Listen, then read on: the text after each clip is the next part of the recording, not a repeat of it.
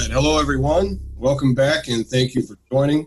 I'm your host, J.S. Garrett, and today we will be interviewing E.A.Koetting on his fifth grimoire titled The Spider and the Green Butterfly. How you doing, brother? I'm doing great, thanks. How about yourself? I'm doing good. I've been looking forward to this one. You caught more flack about this particular grimoire than just about any of the other ones, didn't you? Yeah. Unexpectedly,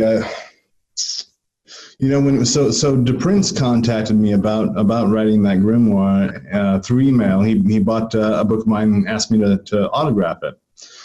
And he said, he was very specific. He said, don't go just have somebody stamp your autograph in there. He goes, I want you to hold it and you to sign it and you to send it to me.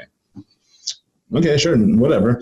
I didn't know who he was or what was up, so I did that. And then he takes my autograph, my handwritten label, and all of that, and starts scrying into me, saying, from what he says, if I really walked the talk.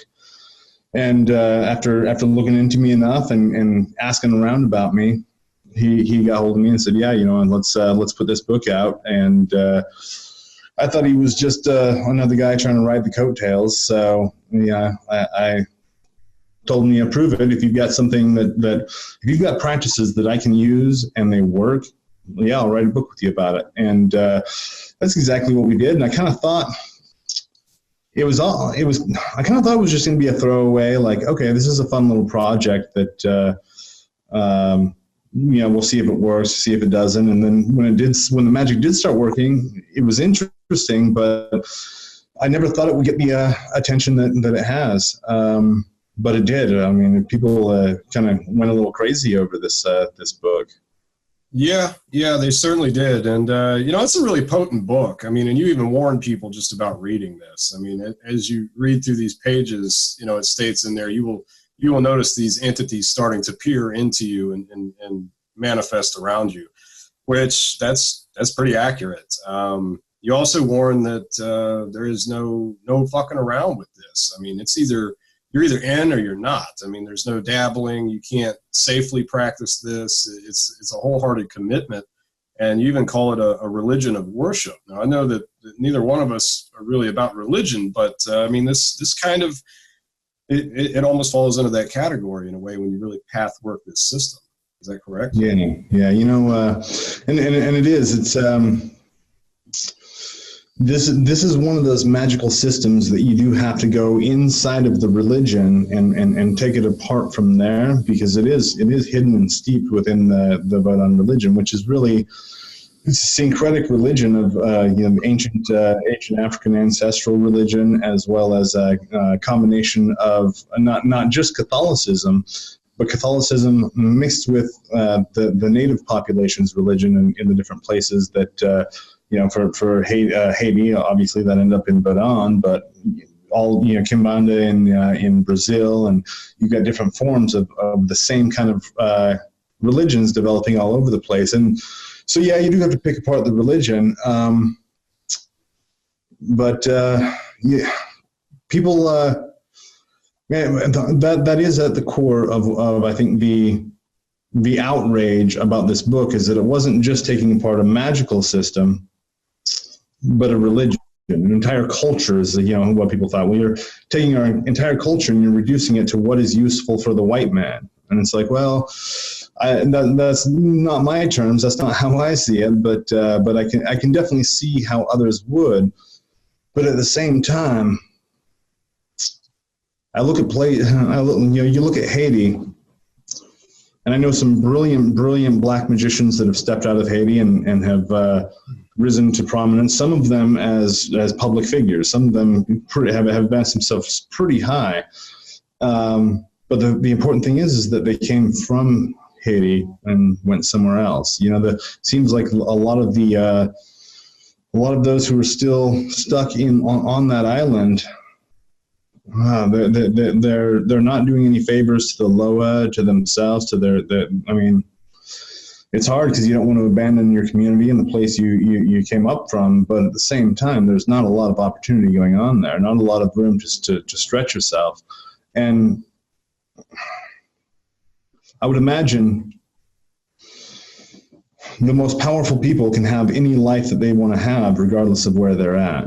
And for most people in Haiti that have developed an appropriate amount of power have manifested away off of that island. So. Now, you caught a lot of shit for this. You got a lot of death threats and things like that, simply for being a white guy writing a book about a Haitian religion or an African-derived religion, and also for giving away secrets. Now, this is actually the second release that you put out of this book, and you talk about how you re-released it because whenever you originally wrote this book, you had a lot of rules and stipulations put on you, as well as things you were not allowed to put in the book, almost like intentional blinds, to where they're giving people a taste of it, but they're also not really giving them the full system. So I mean, this obviously didn't set well with you because you rewrote it and included those things that you were not supposed to add. So I mean, you're obviously still here. So apparently the LOA appreciated that contribution. Yeah, well, like one of the first things I came across right off the bat, I asked DePrince, well, obviously, if you're going if I'm going to be in the system, I need to be initiated. And he described the ritual that he did for me for kind of a long distance initiation into the current. And pretty simple, writing my name, birth date on a piece of paper, putting it in a specific jar, and doing a ritual around that on the altar. He said the real initiation it comes from Legba directly. He says, so you need to go get some rum, grab some rum and some cornmeal, and go out into the desert and find Legba. And it was middle of the summer, and okay, well, I have no idea what that actually means. He wouldn't give me any actual directions. That's all he told me. So I go out and I take the cornmeal and make the veve of Legba and start sprinkling the rum, and I start hearing the asan rattling. And the asan is one of the magical tools that's in Vodun, one of the very few magical tools. And I can hear it rattling. I can hear drums as if they're beating way off in the distance. And then I fell to my knees, and I just went away. I don't know. I can't report as to what happened for at least a few hours while I just knelt there in the sand, just staring off into nothingness. And then came back to myself, stood up, and it was clear it wasn't just me, that there was something ancient that was with me then. Went and reported back to the prince, and he says, well, that's the true initiation. That's it doesn't matter what a priest or a mambo or a hungan gives you or does for you. The true initiation is from Legba. And I thought, okay, that's the first thing we need to put in this book then, is you want to be initiated. Don't go down to Port-au-Prince, Haiti, and start giving people money to initiate you. That the true initiation is from Legba. And he says, no, we can't go telling people that now. And there is a part of it is that there's a whole industry that's built on initiations. Even looking at the way that the various orders of the Golden Dawn operate, or the OTO, it's all the only money they're collecting really are for these initiations. If you go break the kneecap off of the initiation system and say, well, you get initiated by the spirits directly, that interferes with an entire industry. And I do think that that's a big part of the pushback is not. And when I say a whole industry, I mean there are people that are very concerned about losing profit directly off of the initiations, but also if anybody can be initiated by Legba, then they don't need you to come and do readings for them. They don't need you to do the rituals for them, because they can be initiated and do it themselves. And so it kind of cripples the power of the entire hierarchical system. So I see, that's the thing. I understand why they're mad at me. It's just I don't care. And like you pointed out, the curses obviously didn't work, and that was one of the first things the prince said. That he when he scried into me, he said, "You'd be dead a long time ago if it weren't for all the armies of spirits that are around you." And there are, and they absolutely do protect me. They have protected me, and there is a purpose for that, and I do think a big part of that is the revelation of these mysteries, these secrets. Is that it is the time that we're getting so close to a seamless technological interface, meaning you don't have to type or do anything, that you are instantly connected with the internet and with everybody else out there. The secrets just can't last. And so this is a time to start revealing your own secrets and start, if you're not proud of what you're doing in behind closed doors, then you might want to change what you're doing, you know? Yeah. Well, you point out some interesting things there. Now, I mean, it's, I imagine that a lot of people would not be comfortable simply, knowing absolutely nothing, going out into the desert and attempting to undergo initiation themselves. So, I mean, in that case, well, in my case, whenever I came out to Utah, you conducted my initiation into this current. But like you said, it's the Loa that actually initiate you. You can have a priest sitting there facilitating that initiation, but it's ultimately up to Ligba, and they'll make that decision based on what they see within you. Now that was a pretty crazy ritual. Looking back, like that was one of the most intense rites I've been a part of, and it was almost like I didn't realize it during, because I was so fucked up during that. It was crazy. Like when I stood up, not only did I feel taller and like off balance, but everything was like real vibrant, which you kind of forewarned me about that you would seem like you felt bigger and off balance. And like the whole thing was crazy. We drew the bebe in the sand, and we were actually sitting in the bebes while you performed this ritual. And during that, I felt compelled to dig, like it was to start violently digging into the sand. And, I got like a foot or so down, and I didn't even know what I was digging for. And I hit something. It just kind of popped into my hands. Like I knew that's what I was after. Then we get to examining it afterwards. It's this piece of petrified bone that I still carry with me and utilize in my practice. And I've kind of taken this and ran with it. I mean, you kind of dropped me off in the middle of that deep dark ocean and said, "Sink or swim, motherfucker." And so I've been definitely doing my best to swim and making some headway. And you also gave me this book as a guide to path working that system, which I got a lot of great information out of there. But I noticed through my path working that at a point the Loa kind of said, put all the writings aside and just start walking this path with us. Start doing this blindly.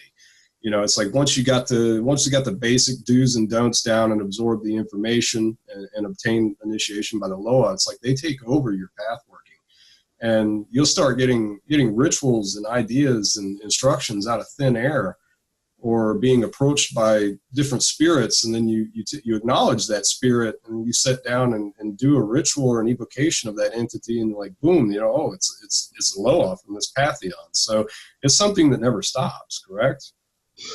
Yeah, so one of the things you said you learn some of the do's and don'ts, and what I've learned is to do call the Loa up as teachers and guides. Don't call them up as slaves and servants, and that is a point that a lot of people, well, what Loa should I call to have them do this and this and this? And none of them. Like everything I've learned from them, it's always best to call on them to teach you directly, because that's what they're going to do. They're going to teach you. And so you can either ask for the lesson or you can ask for the reward and get the lesson in the process. I like to just go to them and say, well, here's what I want to accomplish in my life. How can I do it? What are the spells that I can use? What are the the physical actions I can supplement that with, and really set up a step-by-step guide to getting what I want. And that seems to work out the best. Once you've got that locked in, the power that can come from the simple rituals that they'll teach you. I mean, it's nutty. One of the things that for me, that separated Vodun from every other system is that Every other system I've had to, every other system being Western magic for the most part was my main experience up until I hit Bodon. You've got to feed the entire process with your constant attention. So let's say you're going to perform an evocation. You've got to push a lot of yourself into it beforehand, in preparation, in all of these. Even while the ritual's going on, you're feeding it with your pranic life force in order to raise the spirit. With Vodana, it seemed like it was just so much more spontaneous and automatic than that. That you get the herbs right, you get the candles right, you get the altar set up, you light the candles, you make the signs, and shit just starts happening.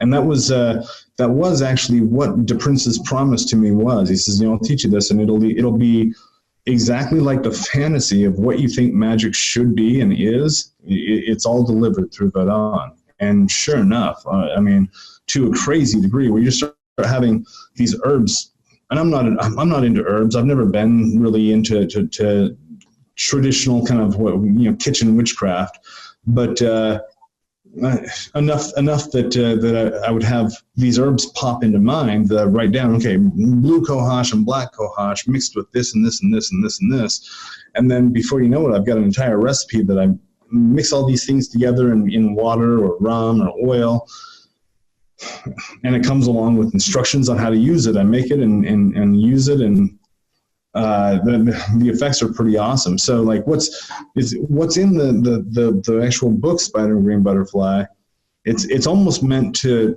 kindle that fire and get you moving on your own steam. And then once you are, it just gives you just enough that you can get started and get the momentum going. And then after that, your connection with the Loa is 100% what's going to carry you the rest of the way. Yeah, that would be my experience exactly. And question I've been dying to ask you since I read this book. Speaking of do's and don'ts, you talk about the 3 different houses of Loa, and you talk about how whenever you practice this, you would need a separate room set up for each class, for each family of Loa, and how they're very territorial, and that it could be that some of the greatest disasters in history were supposedly caused by evoking Loa from different houses into the same area. So, that's obviously something that could result in the magician's death if they do that. But my question is, it's like, okay, say you wanted to create a large natural disaster. Could you summon the three different houses of Loa for that specific purpose, to create a hurricane or an earthquake or something crazy like that? Has that ever been done? I'm sure you could. So it's interesting because each of the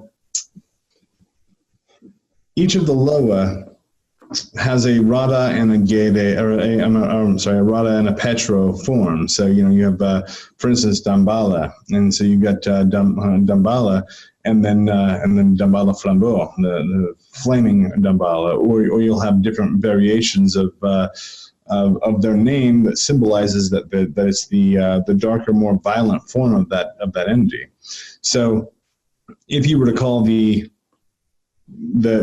Petro side, the Rada side, and it doesn't necessarily have a Gede side.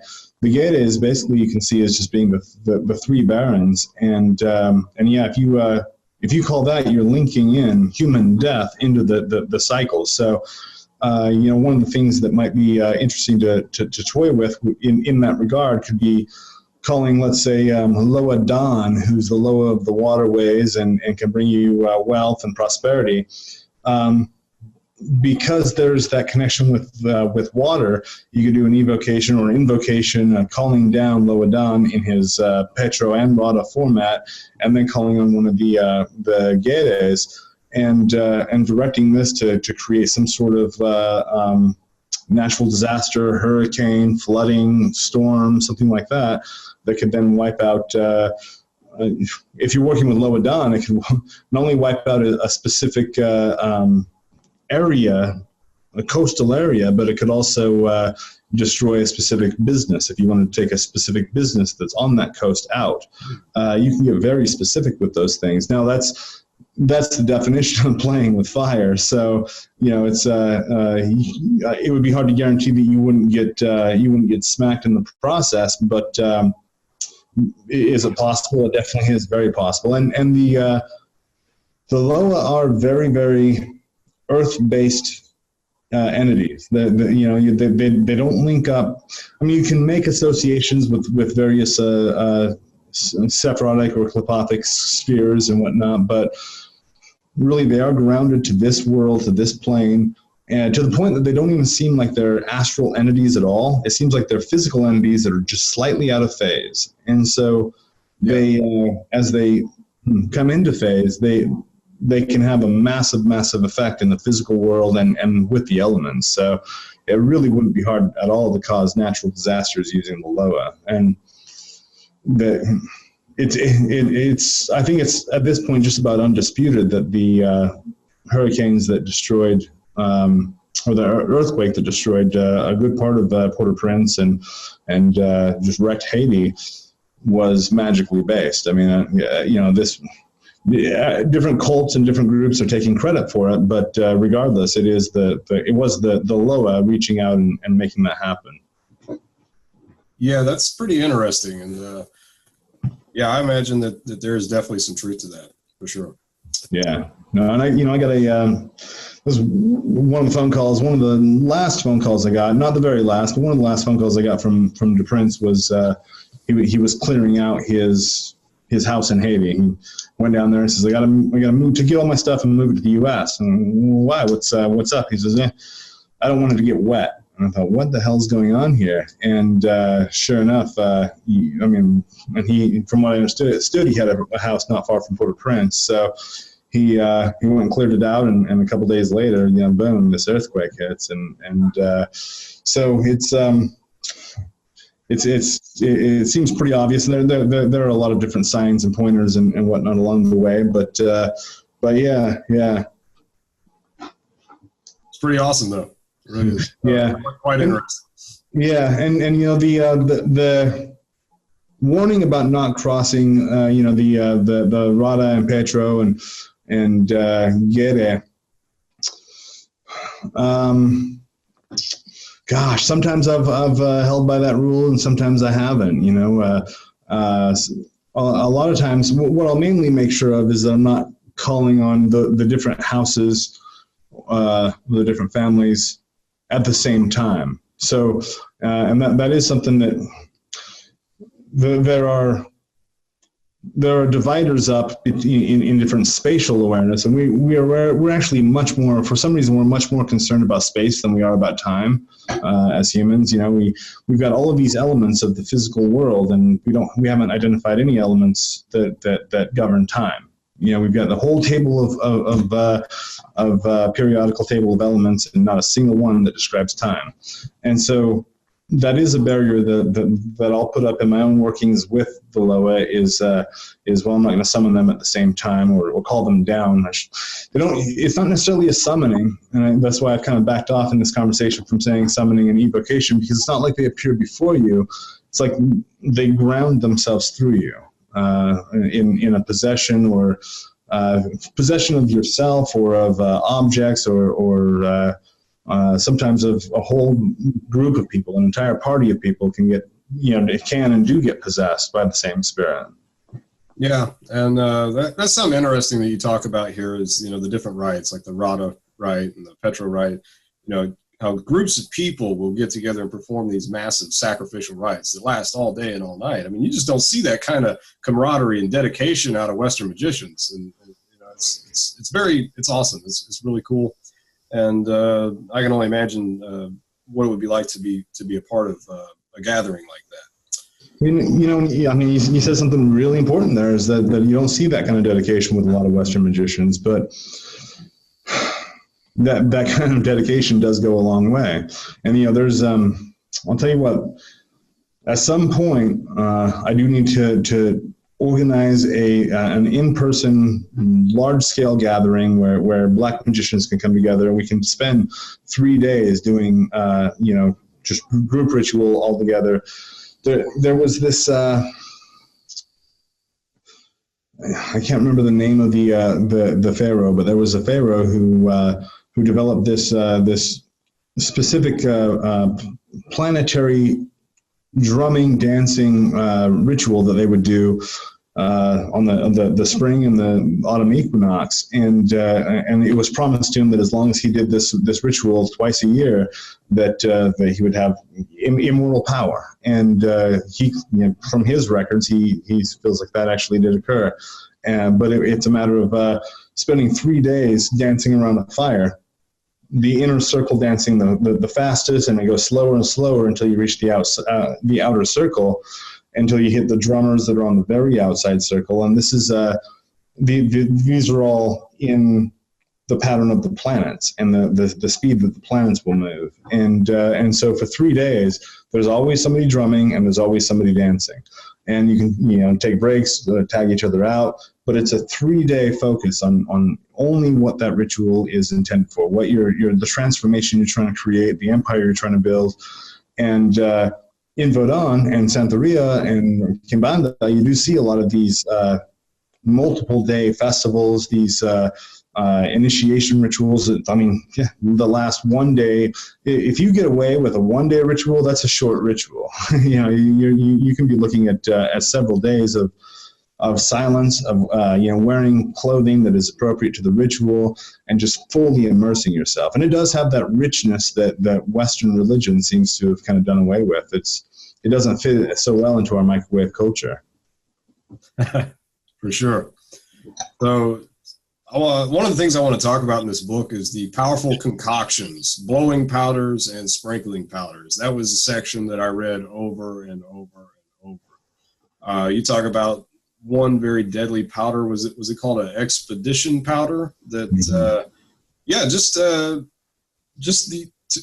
in order to make that powder, you would have to go to some pretty crazy lengths. I mean, it's the ritual in there. It's talking about grave robbing a skull of a stillborn infant and grinding that up into powder that you blow into a target or a victim's face that causes death within a year's time.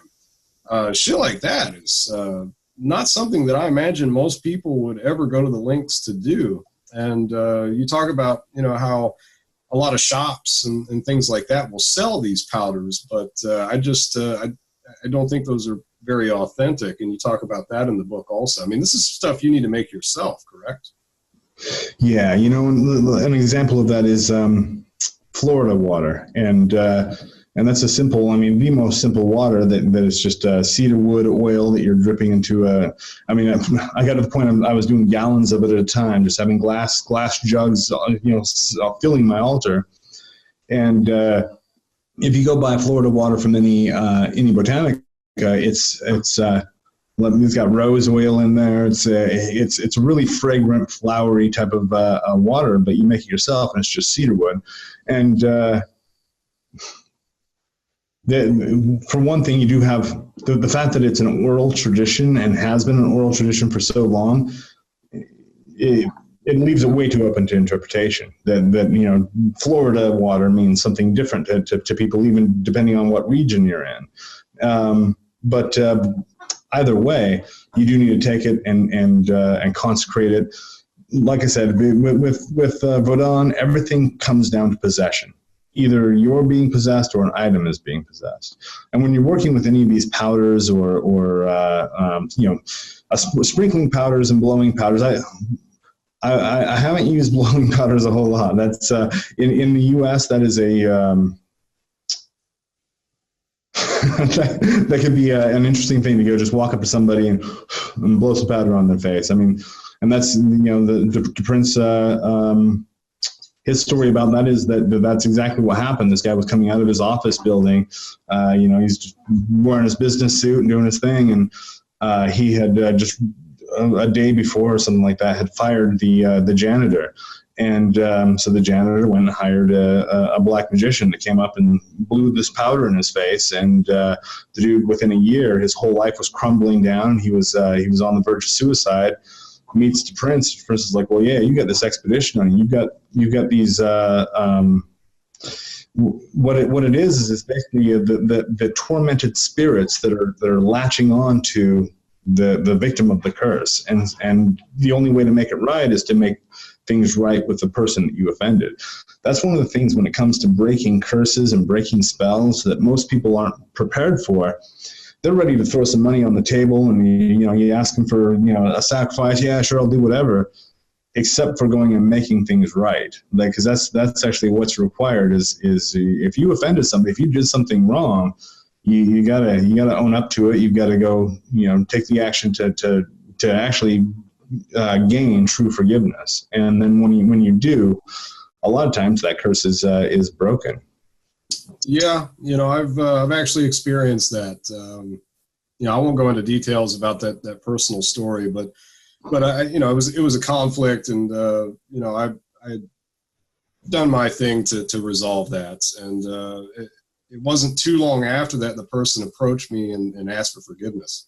It was genuine, and upon my actually forgiving them, they were relieved of the effects of that ritual. It's interesting that you say that, because I've even had times where I've started preparing for a curse to curse somebody, and then they apologize before I can get the curse actually do the ritual, and it's like that motion starts to move against them, and they go, whoa, wait a minute, whoa, and but the whole process can definitely be halted through that that forgiveness of whatever the offense was, and that's. Sometimes you're not able to do that, and that's what really sucks about the permanence of curses. Is that something like an expedition powder is going to keep working until it gets you. Once again, the rituals of Vodun and the outcomes, it is exactly what you almost as a child imagined that witchcraft would be. And so, I put some of these concoctions together, a sprinkling powder that I sprinkled on somebody's pillow, and an ex that I was pretty sure was up to some extracurricular activities, that I sprinkled some of this,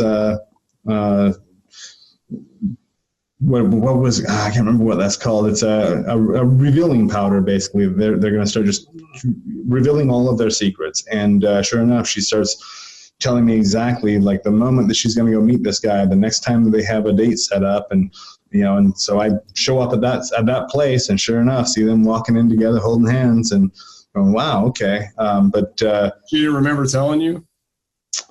What's that? No, because she was asleep. So to her, it was just sleep talking. So she's sleeping and wakes up. She wakes me up by, and she was not a sleep talker. She wakes up and just starts full volume, as if she's awake, telling me step by step exactly what her plan was with this guy. Wow. And I even questioned her. I said, well, why? What's why are you looking for somebody else? And she tells me pretty clearly, okay, all right. So, and that was one of the points where it's like, that relationship's over. But once again, it was just a simple matter of putting the physical elements together, putting it on the altar, and calling for that Loa to possess it. And it's like a magnet. Those elements naturally draw that energy to it. So it just magnetizes it, calls its natural spirit to it, and then becomes a full force. That is one of the things about any kind of alchemy, whether you're dealing with just herbs or actually extracting down to the base element, is that you've got to unite the physical with the non-physical into that object or that element or that powder. And once you do, then it carries its full weight. So. Yeah. Well, I think it's really awesome how, you talk about how a lot of people that haven't had a lot of success with, like, Western sorcery will get fantastic success when they come to Vodun. And that's because it's actually the Loa it's performing the magic, whereas with a lot of Western magic, it's like all coming from within the sorcerer. You got to be able to really focus your energy and do all this other shit. And some people are good at it and some people are not. Whereas this, you go through the steps, you call upon the correct spirits, and you put forth the effort physically on your part, and then the Loa steps in and actually does the magic. So, that's I think what a lot of us as kids imagined that witchcraft and magic would be like, Yeah, oh yeah, and the lower the spirits are doing it, it is such a tangible power, that it's just so simple to tap into, with such intense success. And another thing I think that's a factor why it tends to open up for people who don't really jive with ceremonial magic is it's not ceremonial at all. It's actually the opposite. It's primal. That you're connecting with this Loa, who is a primal force, and you throw yourself into it with almost like an animalistic fury. Whether it's through a ritual of orgy, or whether you're just playing the drums. I'll tell you what. I'm not a musical person very much at all. That's not one of the talents that I feel like I've been given. And I'll sit and I'll play my djembe, just a hand drum that I had. It was actually made in Africa. And I like to kind of source things to see where the money's going. And I feel pretty good about that drum for sure. And so I'll play it. And if I sit down with all of my attention trying to create some music, it just sounds like crap. But I tune myself out and just start letting the Loa take over. And I mean, I wouldn't say it's like genius music, but at least it's music. And then I get wrapped up in it, carried away with it. I stop forgetting to judge whether or not it's good or whether or not it's on beat or whatever, and just let it flow through. And Vodun as a whole, I think, is a lot like that, where you do just open yourself up to it, express whatever's coming through, and it does multiply. I think your Western person, I think, has a hard time opening up and expressing themselves, and so this sort of system, I think, really unlocks and taps into that. Yeah, well, something like playing a drum definitely helps you immerse yourself into what you're doing.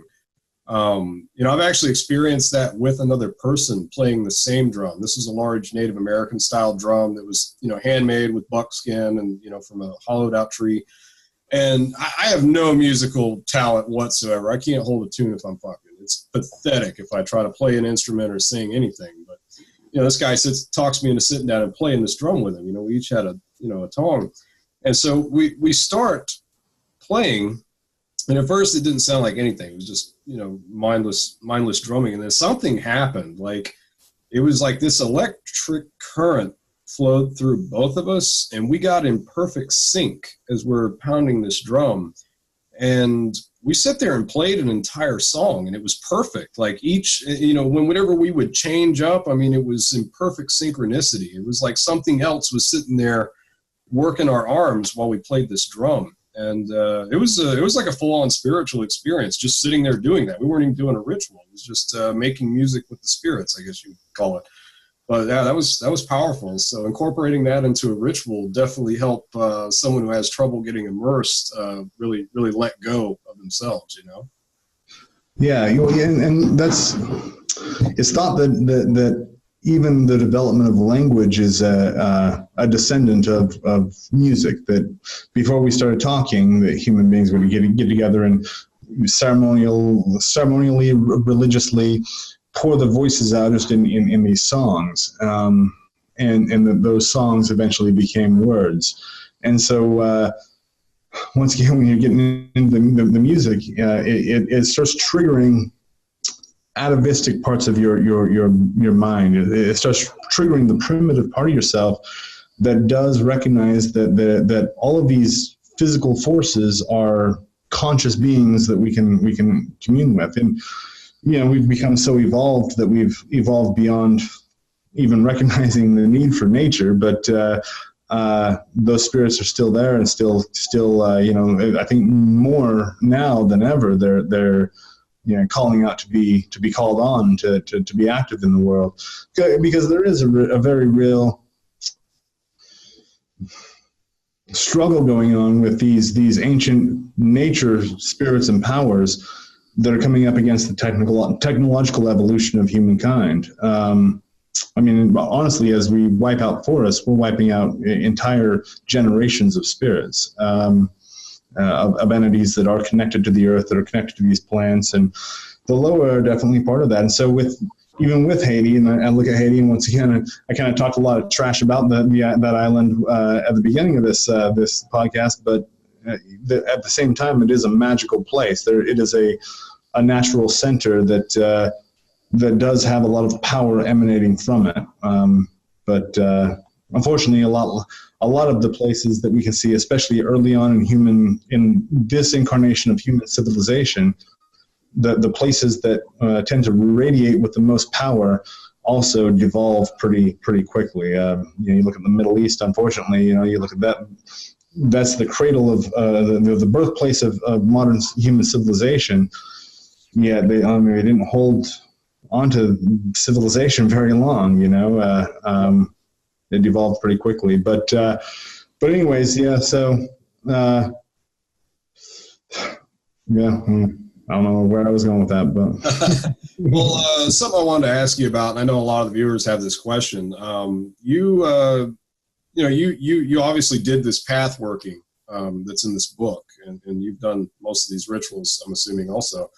Whenever you came out with the Voodoo Chorus and the re-release of this, it was not long after that you dropped a video titled My Voodoo Hangover. You were kind of talking about some of the hardships that it had caused you in order to work this path. And you had a video where you weren't banishing them, you were just kind of cleansing your temple and rededicating it to the demonic kings. And it was very noticeable seeing you at that time that you were going through some shit. I mean, is that something you're willing to talk about at all?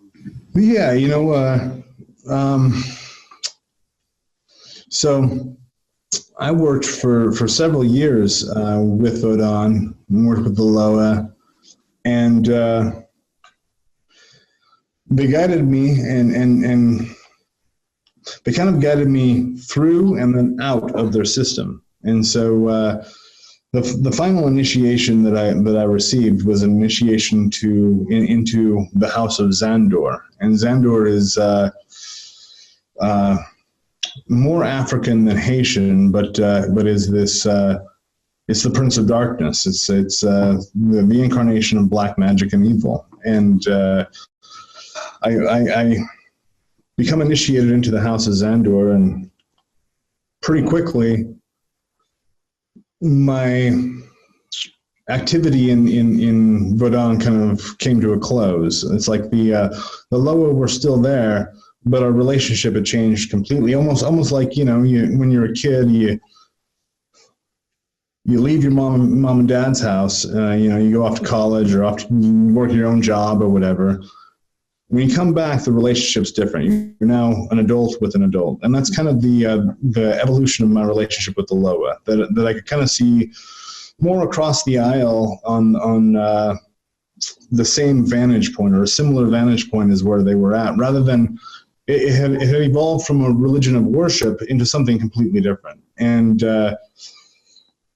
so with that, in doing the Vodon video course, I basically went through and reworked a path working that I'd already worked through. I'd already passed these different levels, and so I almost had to go back in my own spiritual progression and reinvest myself in a system I'd already kind of passed, and so there was that aspect of it that was like a step back for me in my own spiritual progress, for sure. But there's also the fact that these forces are very dark, and that's maybe where some of the traditionalists might disagree with me and say, oh no, this just your perception of them is dark. I think they're pretty dark. I think that the Loa are naturally violent and kind of vile in some ways. That they do represent the more animalistic part of ourselves and part of our connection to the world. And so that definitely, it was heavy. And the earthiness of them is also heavy. Versus let's say the enlightening kind of fiery nature of working through a yogic, an 8-path or 8-limbed yogic discipline that's lightning, makes you feel lighter and more connected to mystical states and to the transcendental. Vodon does the opposite. It grounds you so massively in what's going on here and now. And I think there's a balance that needs to be struck, and that balance was swung way off balance for me during that period for sure. And that's kind of how I do things, is like balls to the walls or nothing. I took it and went all out for it, and it did leave me with a hangover for sure, and probably especially because in doing these path workings, I'll spend maybe for the Vodon one and the biking path working that followed, both of those I dedicated pretty much an entire year to that. Now, in the scope of things, your first year in Vodon, you're still just learning the ropes. 3 years is a good point to determine whether or not it's for you. And my first path working with it was a little over 3 years. So my second path working with it, I was just getting into the kicking it off phase, and I knew that I wasn't going to be dedicated to it. It wasn't the religion that I was going to end up with. And so that did kind of change I think the experience for me. Rather than being an authentic pursuit of this for my own benefit, it was a pursuit of it as a sacrifice to be able to show others how to do it. And so it did end up being a sacrifice for sure. So. Well, I think that's very admirable. I mean, and that's one of the reasons that I and so many others respect your work so much, is you don't just slap a grimoire together based on Google shit, like you actually do the path working while you were putting out the content. You're setting the example and carving a path for others to wade through the jungle. So I mean, yeah, that's definitely going to take a toll on you, especially whenever you're doing something like that. But yeah, I mean, just the whole experience for me coming out there and experiencing this type of ritual with you was phenomenal. It's something that I'm still analyzing. And, whenever I was digging and found that piece of bone, I also came across a couple of nails in the sand. And, after I acknowledged, that I found the piece of bone and what that was for and put it in my pocket, I then pick up this nail and almost just subconsciously just about jammed that fucking thing in my chest. And it's like I caught myself before I did it. It was like, whoa, what am I doing? I don't want to have to go get a tetanus shot, And it was like, like I was having trouble, like jammed it into the ground instead of into my chest. And it's like I didn't even, it took me to a place where I was so out of it, undergoing a possession with Ligba that, it was like he was just showing me the power that he holds. And, afterwards I walked over like the born asshole that I am. And I'm like, yeah, that was crazy. I'm not sure if I was possessed though. And you just kind of looked at me and laughed like, oh no, as soon as I said that, it was like my whole body caught on fire. Like my skin started burning and it was like, no, I'm here. There was no question about it. And that definitely changed me in a lot of ways. And that's the path working that I'm still walking now. I mean, I took the manuscript that you gave me and got the basics down and did some of the rites in there that prepared me for the actual path working. But at this point, the spirits of that pantheon have kind of taken me on my own path, and I'm developing things that I've never even heard of and getting results with them. So I definitely recommend this book to anyone that's interested. It definitely provides you with the information you need to gain your own initiation and start your path working. But I mean, when you say that whenever you practice from this book, you are diving into the deepest, darkest ocean out there, that's a very true statement. Yeah. And it does, the initiation, the communion that you have with the Loa, and it never does end. Like I said, even though I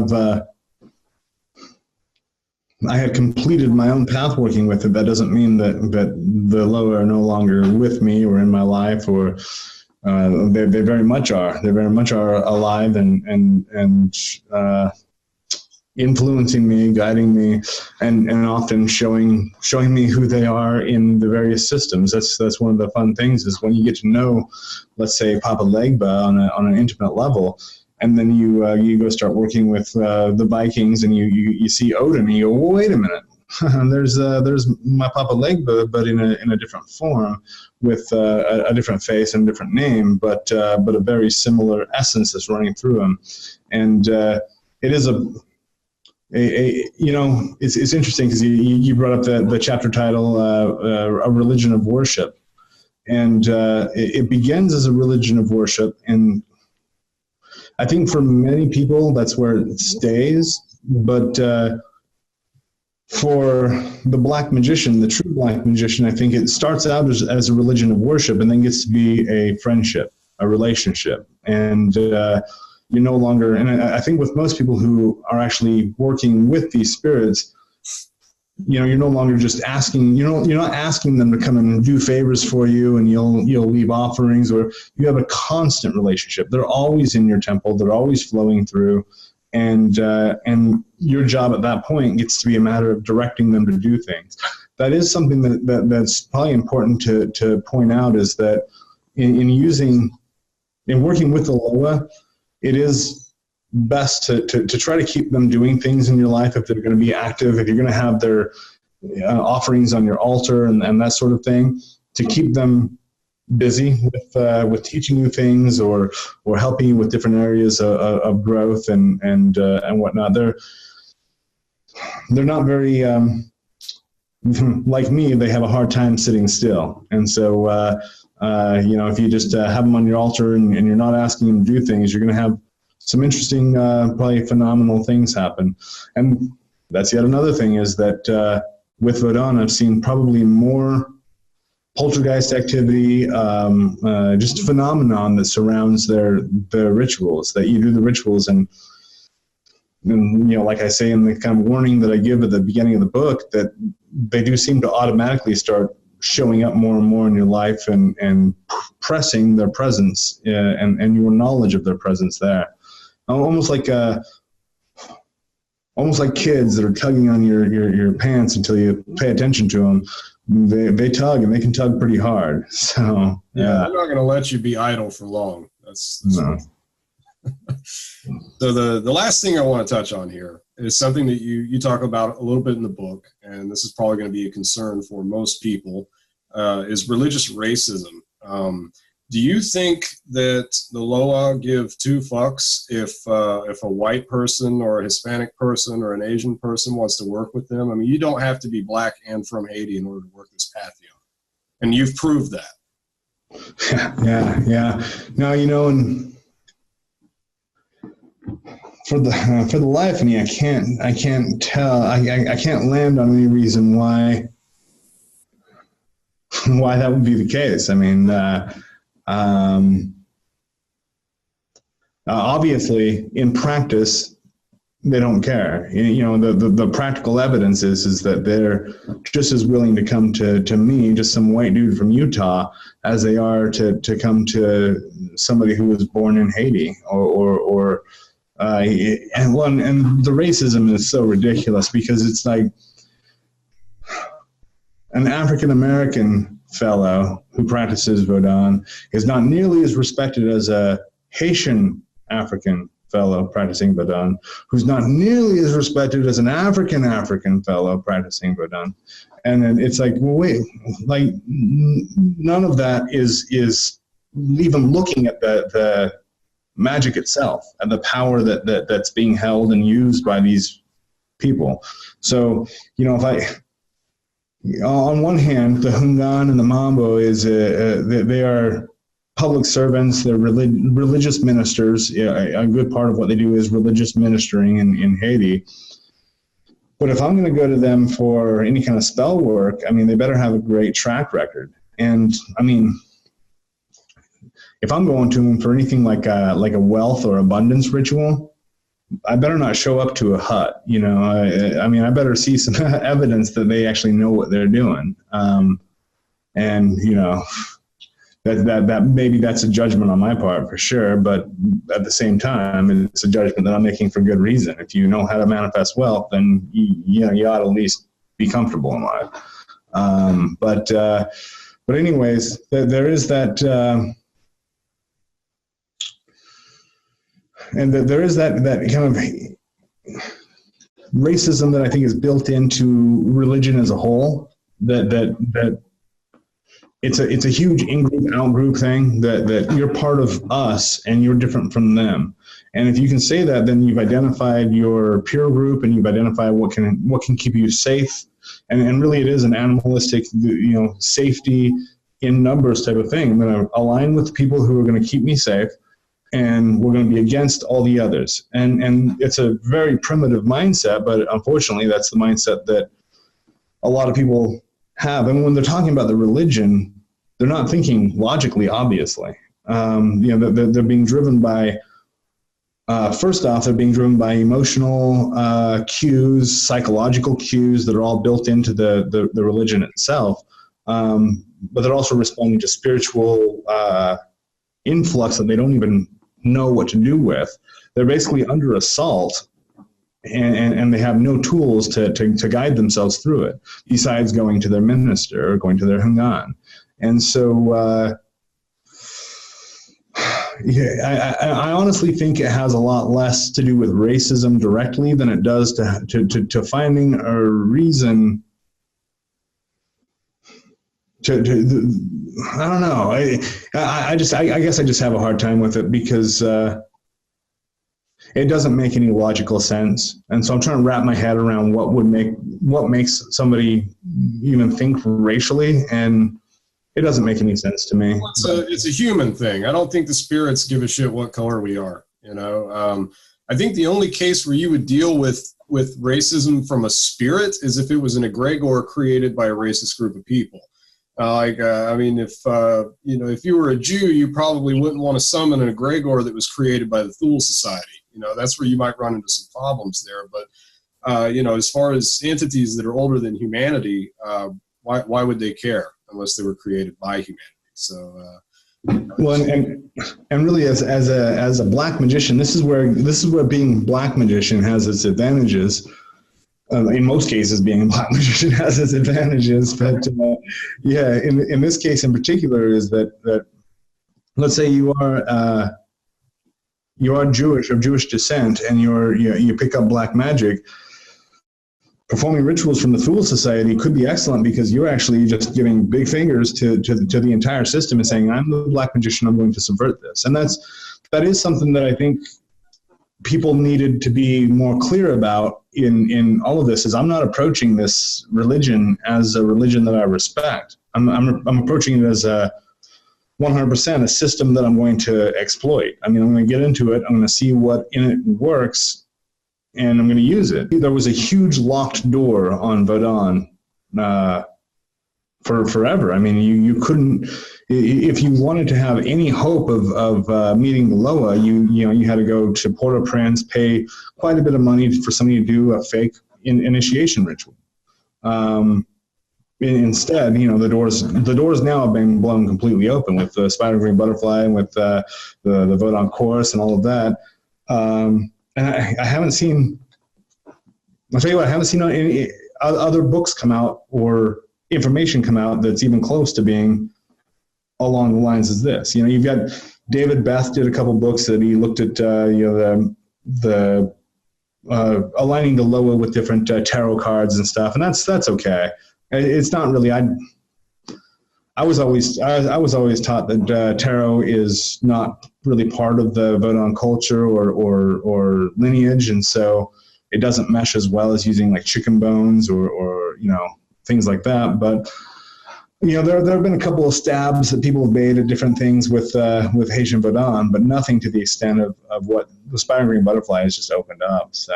No, there's nothing, and I know because I looked for years before I met you to try to learn something about this or find a book that would teach me how to path work this.